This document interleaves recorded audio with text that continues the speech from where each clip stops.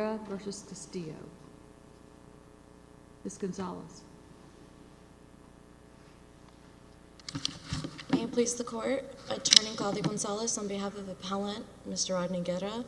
This appeal concerns qualified immunity in the First Amendment, specifically whether an official is entitled to qualified immunity after they falsely accuse, falsely arrest, suspend, and terminate the employment of an officer for refusing to instruct a subordinate patrol officer to facilitate the drop of DWI charges against a political supporter of said official.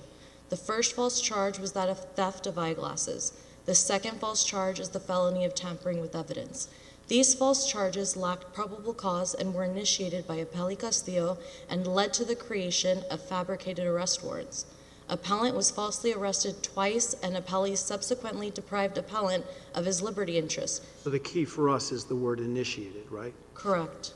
Because Lopez signs the theft affidavit. Correct. And is Perez the one who files the tampering affidavit? Yes, Your Honor. So not Castillo. Right, but it was orchestrated. It is our opinion that he orchestrated. But you agree with our case law, we've really wrestled with whether orchestrated and initiated can sweep in a supervisor without it being just vicarious liability, correct?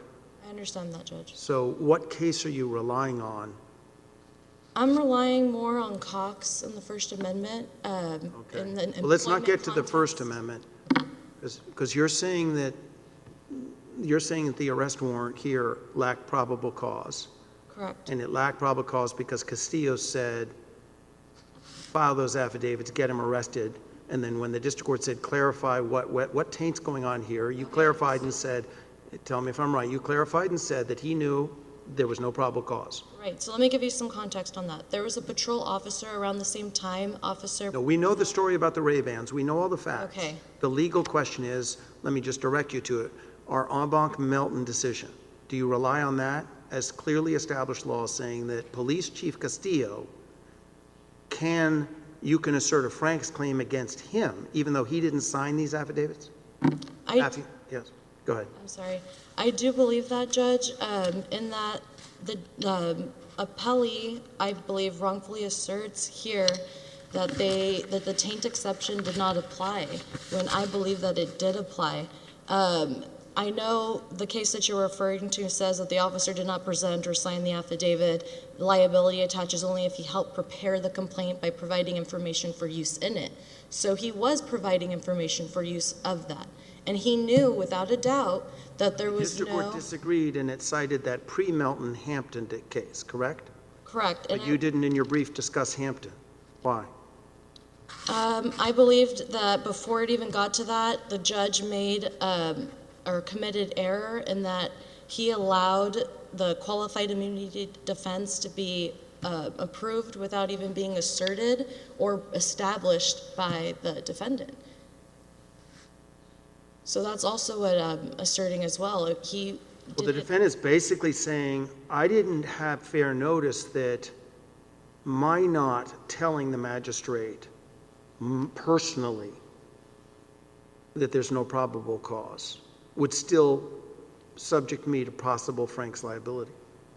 But, you know, Your Honor, both of those cases were no-billed and dismissed for insufficient evidence.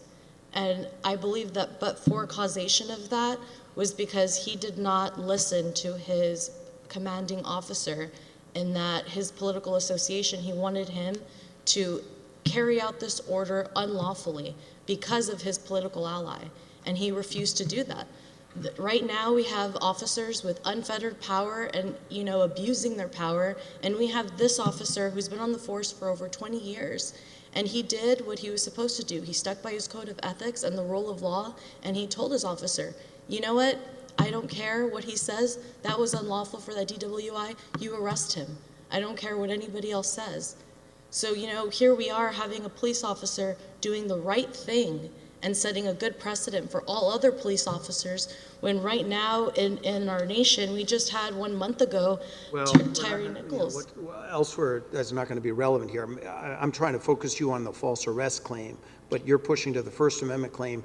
What case do you have when a police officer refuses an order that's equivalent to First Amendment protected speech? What's your best case for that? I believe, Judge, in this instance, it's more of the interest of justice and for us to try to set maybe a new precedent. Okay, that's, all right. You know, and I believe that just because there isn't a case for that specifically with facts completely on point to that, it's before you right now to maybe set a new precedent, because this isn't just a regular citizen. This is someone who's been on the force for over 20 years, and as a result of not doing that, he lost his pension. He hasn't been able to get a job as an officer in our community. He's disparaged his name, tarnished his reputation, and he's stuck. He's stuck. He cannot practice what he has been doing. You know, he lost his livelihood. He lost his liberty interest, which is his pension. All right, go on with your legal argument. Yes, Judge. The court should vacate the district court's order granting Appellee Castillo's 12C motion for judgment on the pleadings because the court clearly erred when it granted Appellee City of Alamo's 12B6 motion to dismiss for failure to state a claim. The court relied on clearly erroneous factual findings. Appellant's claim has facial plausibility at the district court phase, and that his pleadings allowed the court to draw the reasonable inference that defendant is liable for the misconduct alleged. The district court erred when it granted Castillo qualified immunity from Guerra's claims against him when Castillo failed to first establish that he was acting within the scope of his discretionary authority while violating Guerra's First Amendment right to freedom of speech and association and his Fourth Amendment right to be free from arrest without probable cause malicious prosecution claim.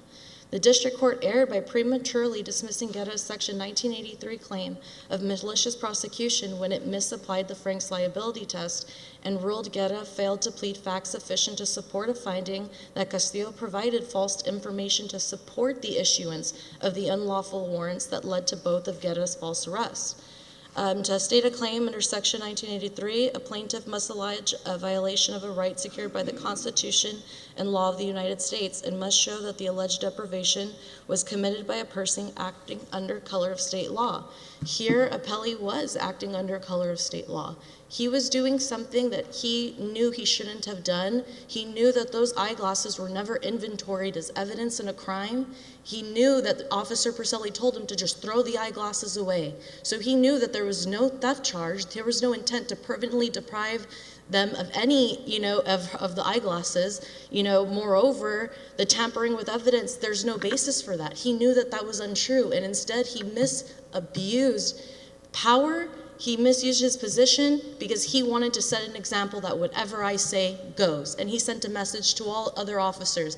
I don't care how long you've been on the force. This could be you if you don't do what I say. I don't think that is a good precedent, to be set. And it makes police officers feel that they have to do whatever is being asked of them. Whether that's by the rule of law, their code of ethics, they feel undue influence. Because it's their livelihood. What's going to happen to their family if their pension's taken away? What's going to happen to their children? And you're putting police officers in a horrible position to have to compromise their morality or what their commanding officer's telling them to do. Let me ask you this question. Isn't there some recourse in appealing his dismissal under the state law? So he was offered, or he requested an administrative hearing to clear his name. He was denied one, he was suspended, and then he was terminated. So he never got a chance at a name clearing hearing administratively. It's been so long, but I thought there were state laws that allowed employees in your client's position to appeal that and say I was wrongfully terminated and they denied any request for relief. And there's no right to appeal that? I don't know how to answer that, Your Honor. Okay, just asking. Here, appellant suffered 3 adverse employment decisions that amounted to retaliation in the employment relationship against appellant. He was placed on administrative leave. He was suspended and terminated from employment. Appellant's political association is the speech that's the matter of public concern. Appellant's refusal to instruct the patrol officer to drop the DWI charge and Appellee Castillo's political ally motivated Appellee Castillo's actions. So here, he was deprived of a liberty interest protected by the 14th Amendment, which gave rise to the name-clearing hearing. Appellant properly pled that he was employed as a police officer for 20 years. The appellee Castillo contacted local media news outlets to have them appear at his arraignment to publicize those false charges, which stigmatized appellant and harmed his reputation in the community. The false charges brought against him were terminated, the no billed and then dismissed, the other one, and he was terminated from his job as a result of those false charges. And although appellant requested a hearing to clear his name, he was not afforded notice or an opportunity to be heard because he was refused a hearing by the city manager, who is a representative of Appellee City of Alamo. The result of the stigmatization at the hands of Appellee Castillo as well as Appellee City of Alamo deprived appellant from his pension as well as lost wages since 2018. In the criminal prosecution context for the First Amendment retaliation claim, appellant's constitutionally protected activity was his political association with commissioners that were not aligned with Appellee Castillo. Appellee Castillo ordered appellant to have the patrol officer drop the DWR charge on the individual that was politically aligned with appellee. Because the appellant refused, Castillo had him arrested, falsely charged with theft. That charge was no billed.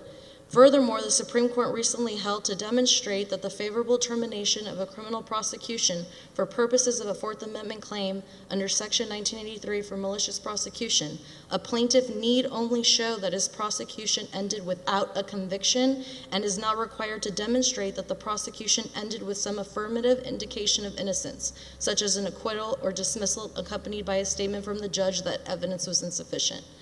Are you going to save a little time? Are you I'll reserve the rest of my time.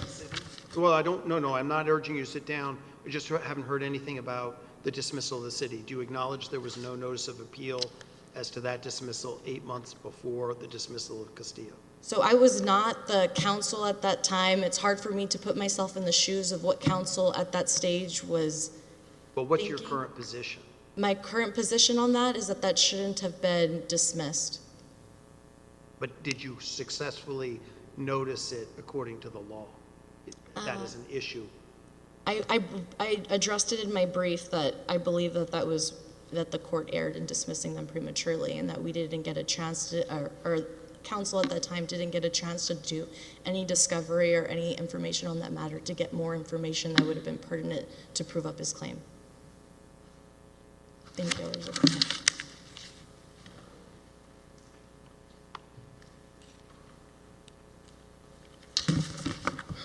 Good morning. May it please the court.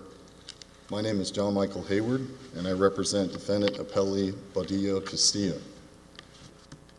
At all times relevant to this lawsuit, Baudillo Castillo was the chief of police for the city of Alamo, Texas. Your Honors, this is not a case about disputed facts nor novel points of law. This is a case about choices and decisions that were made by the plaintiff at the lower court level.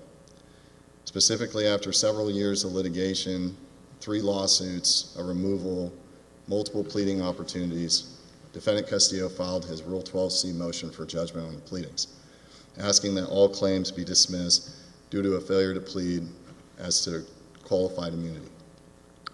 The response to this was to abandon many of the claims, specifically the claim for malicious prosecution, and to fail to engage in any of the legal arguments that were presented, most of the times referring the court only back to the complaint that was on file. The court, even seeing this, gave the plaintiffs an opportunity to explain in a clarification, if they could, whether they could meet the elements of false arrest, specifically with the issue regarding the warrants that was discussed previously. Even after doing this and after educating the plaintiff as to Frank's liability, intermediary doctrine, the Tain exception, the response that came back was that defendant Castillo did not prepare, did not sign, did not include anything in the warrants, and furthermore, the court found that defendant Castillo did not explicitly tell a subordinate to put something false in the warrants. I don't see anywhere in the law there's that explicitness requirement. When the complaint was clarified as to this, it sounds like it describes a perfect Frank's claim. I disagree with that, Your Honor, primarily for 2 reasons. One, the intermediary doctrine was never discussed. It was never responded to. There was no argument as to how that affected what happened. And the second thing was but that would be you raising it. You would be raising it, saying there's an independent intermediary here, the magistrate. That's correct, Your Honor. And But therefore, so if you didn't raise it, that doesn't work in your favor. I believe I did discuss that. Okay, so you discussed it, and they clarified that their complaint said your client ordered them to perjure themselves to a magistrate. And They knew that the Ray-Ban thing was totally made up. That's their allegation. And if you look at Melton, how is that not assisting in the preparation of a false affidavit? If you order someone to file a false affidavit, isn't that the essence of assisting in preparing a false affidavit? No, Your Honor, and this was also discussed, in my opinion, this was also discussed by the district court, not just in Melton, but it found that Melton was not in contrast to Hampton, which was discussed earlier. The problem here is Right that your brief never relied on Hampton? I didn't, because I believed that this issue was fully vetted by the court. I did refer back to the court on this issue. But this was also... Fully vetted by the court? What do you mean by that? You mean in Melton? No, in the other case law that the court provided, Your Honor. So what's your strongest case, other than Hampton, that when a police chief orders subordinates to submit a false affidavit to a court, that's not assisting in the preparation of a false affidavit? Your brief says, well, it's not traceable to him. He didn't explicitly do it. He didn't None of those adjectives appear in our Melton decision, do they? That's correct, but the Melton decision does not also expound on that. It does not say that somebody can simply, in this attenuated level, after being given this many opportunities to explain what the connection is, that this was enough. And that's what I'm going on. Guess what I'm pushing on is what could be more than a police chief saying, lie to a judge? The only thing he didn't do was sign the affidavit. But the affidavit, at least the Lopez affidavit, refers to Castillo, doesn't it? Your Honor, my understanding of the affidavits and the reasons why they were attached to the clarification was not to show that, and this, I think this answers your question, is that the affidavits were not attached to show that Defendant Castillo actually falsified any information. The affidavits were attached quite simply to support the, I guess, conclusory allegation that the information inside the affidavits were falsified. And that was the problem, and that was something I did bring in a reply to that response specifically. And so if I could continue. Well, before you do, I guess, just tell me, are you familiar with any of our case law arising from the Twin Peaks shooting? And specifically, do you know of our Terwilliger case? Off the top of my head, I'm not familiar with that, Your Honor. Okay. Yes, sir. Getting back to the argument, Your Honors, the failure to plead a qualified immunity waiver against Defendant Castillo continued. After the district court made its order, the plaintiff had at its disposal a numerous amount of post-judgment motions it could have filed for relief if, in fact, it felt that the district court failed to consider something that was in its order.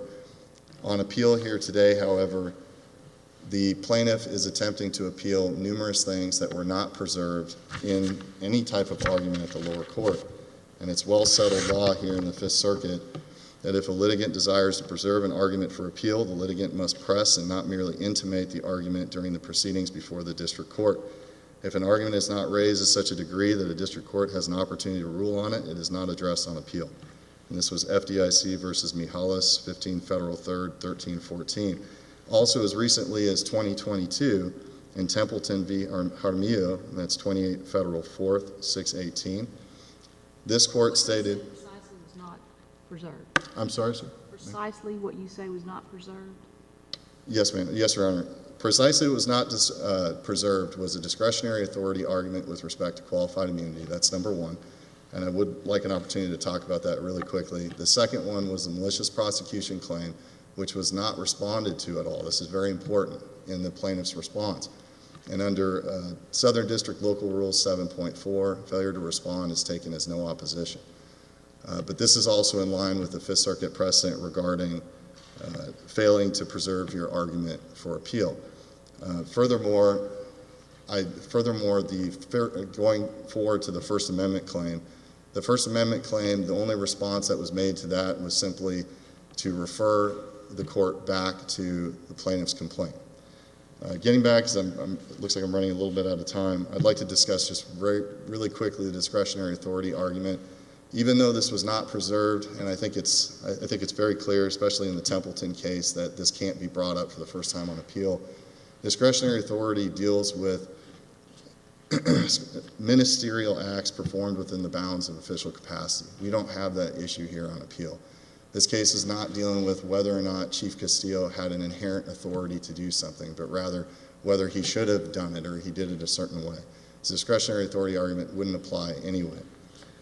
Skipping ahead to, again, I mentioned the malicious prosecutions not properly before the court, but the First Amendment I do want to touch on before I move on.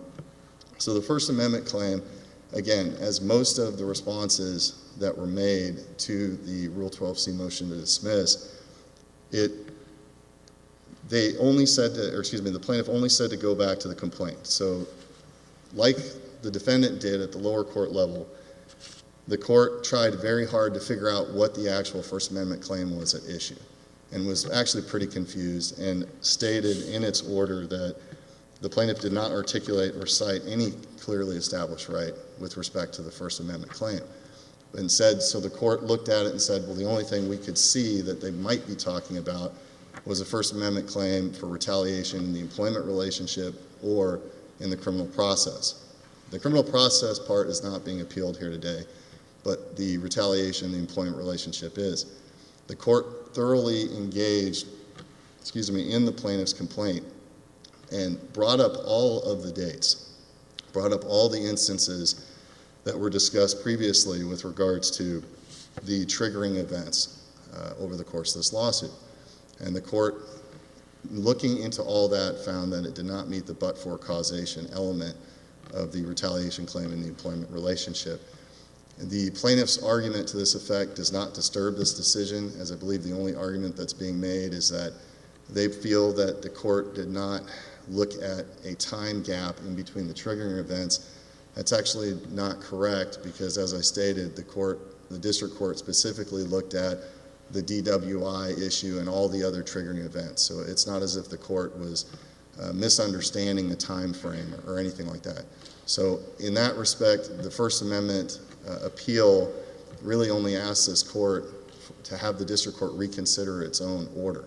And that's something I do want to state really quickly before I move on, is that any type of remand in this issue would just send this case back down with the record that's currently on appeal right now. And as the Fifth Circuit precedent states, these arguments haven't been preserved for consideration on appeal. The same result would happen if it would go back down. Thank you for your time. I ask that this court affirm the district court's order.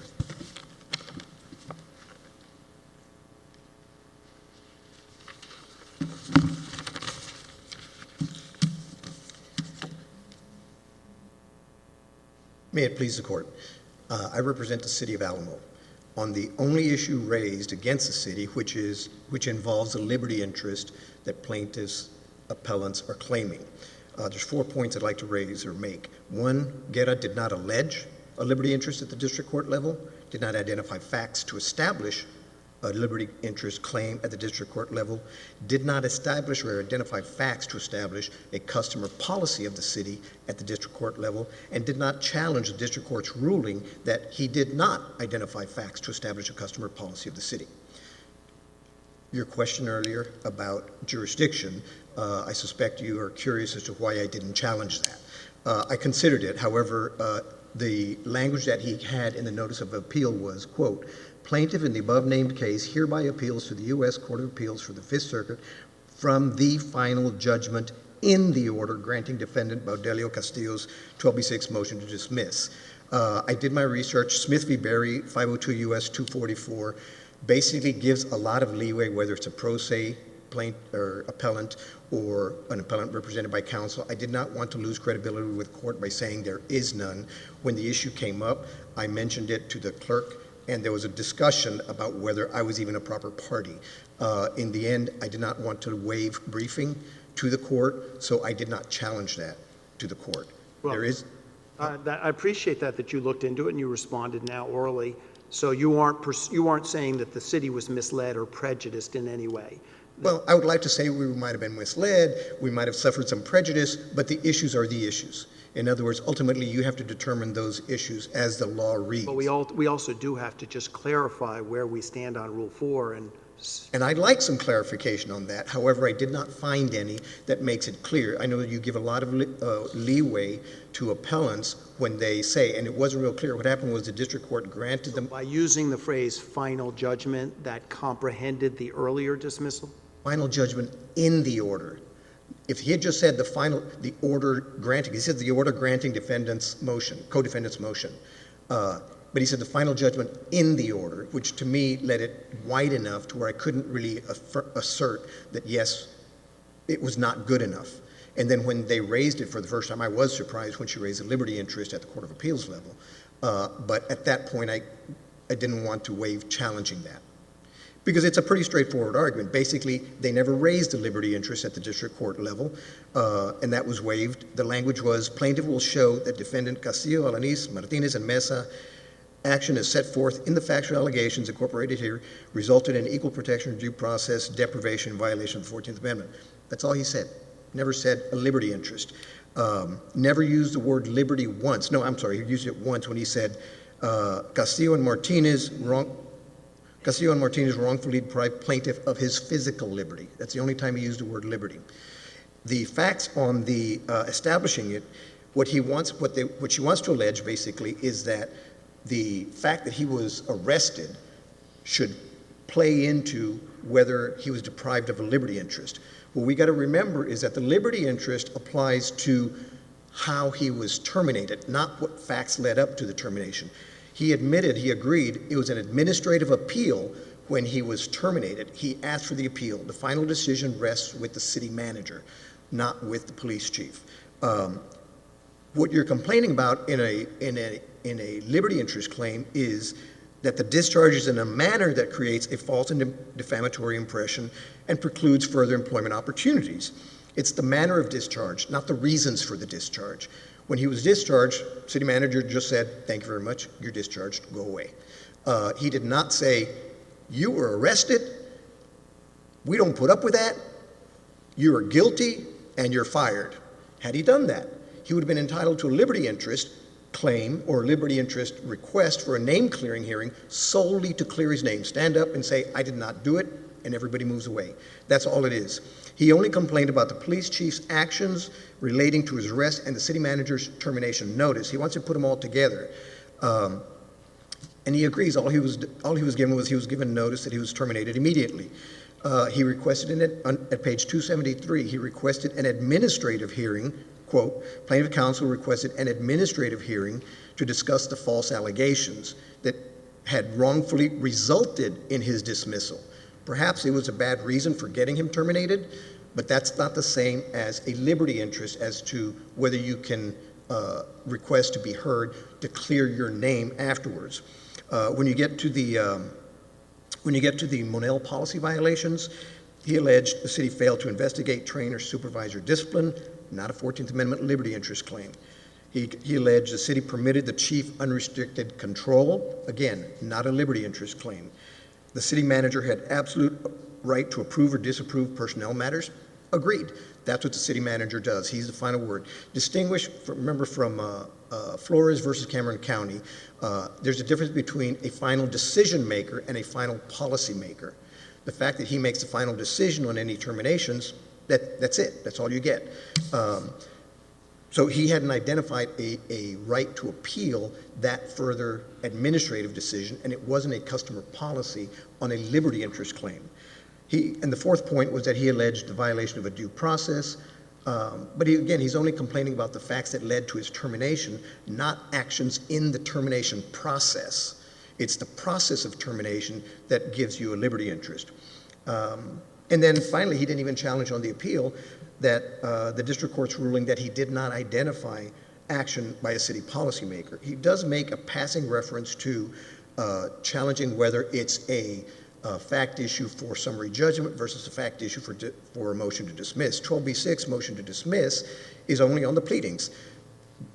He references facts as though facts only come from evidence. No, there's facts alleged in the pleadings and facts alleged in evidence. What does the charter say about that? The charter, and we reference the charter for purposes because they reference the charter.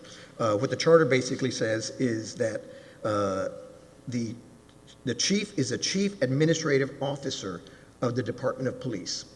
He is not the final policymaker. He is hired by the city commission and terminated by the city commission, so whatever happens to him falls under that rubric. But as far as his decisions, he's only administrative officer. He's not the final policymaker. The only action by the city manager was in terminating Guerra because the city manager was the final decision maker on that issue. There was confusion about who the city manager was, correct? I'm sorry? Wasn't there confusion about who the city manager was? No, I don't. What's his name? Ozuna. There was a problem in identifying or describing him, I think. They never really made it. I'm aware of it, but so when they mentioned things, it didn't occur to me as being unusual because it didn't. But you who are not familiar with this city's business, you may not have been able to recognize that because he uses the term Ozuna and then doesn't call him city manager, and then at some point he does reference city manager. But I agree, it's not particularly clear as to what his role really was.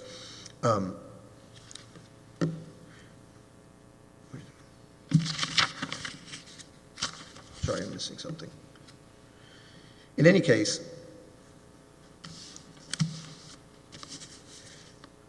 (1983) liability will extend only to a deliberately indifferent customer policy of the city, and they never identified any. Particularly for the liberty interest claim, he never provided any facts to establish there was any false or stigmatizing allegations made by a city policymaker as part of his discharge. The termination charges were made public. He never identified facts in the petition, in the complaint, to indicate that the charges were made public by the city policymaker, that he requested a name-clearing hearing as opposed to an administrative appeal of his termination, that the request for hearing was denied. He never requested it, so it couldn't have been denied, or that he was ever denied a liberty interest. Those facts, those allegations were never even made in the complaint. And without any of that, he hasn't identified a liberty interest claim against the city. You heard opposing counsel ask, would he have had a state law appellate right after his name-clearing hearing was denied? No.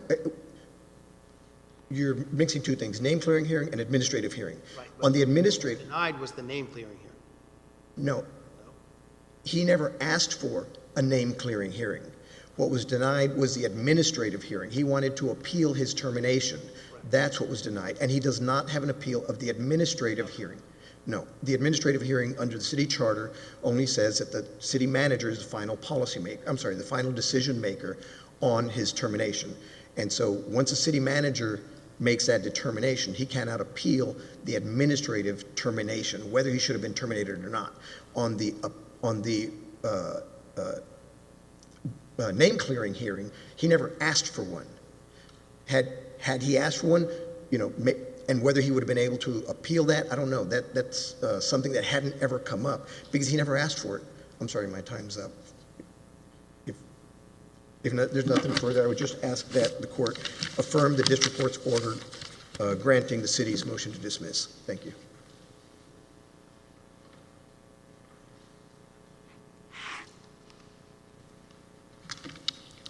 Appellee incorrectly asserts that appellant waived his liberty interest by not raising it before the district court. Appellees are wrong for two reasons. One, arguments raised for the first time on appeal may be heard by the Court of Appeals because it has discretion to be exercised on the facts of individual cases pursuant to Singleton v. Wolf, Supreme Court case. Two, failing to address appellant's liberty interest claim would result in a manifest injustice because appellant's argument involves a pure issue of law, as stated by this court in Bensanilla v. Advanced Cardiovascular System.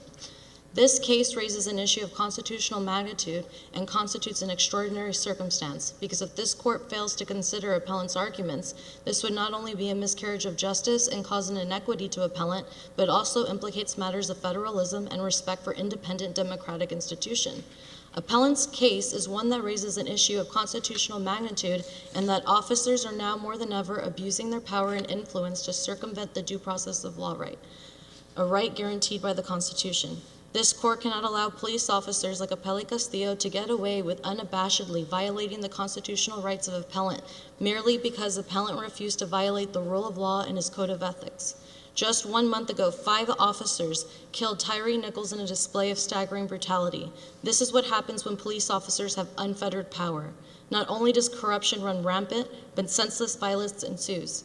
Here, appellant stuck to his code of ethics and the oath he took to as a police officer, to protect and serve. Appellant chose to do the right thing by instructing his subordinate patrol officer to carry out the lawful arrest of an individual who committed a DWI and that just so happened to be a political ally of Appellee Castillo. Justices of the court, you can send a message today to all officials that laws do not apply differently in Section 1983 malicious prosecution claims, that the Constitution is the supreme law of the land, that officials cannot abuse their power to perpetrate corruption, and that the rule of law may not be circumvented for the improper purpose of depriving a person of his liberty, interest in practicing his profession, and by stripping him of his property interest, his pension.